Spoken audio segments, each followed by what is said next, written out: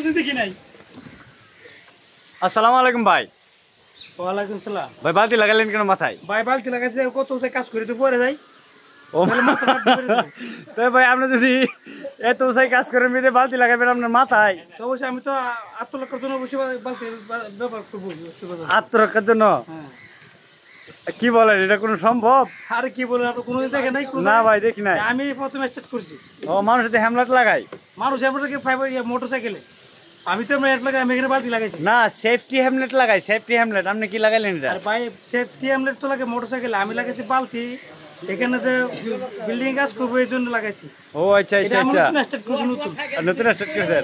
আরে যাই হোক, আমার দর্শকের উদ্দেশ্যে যদি দর্শকরা এরকম কাজ টাজ করতে চায় তাহলে কি বলবে?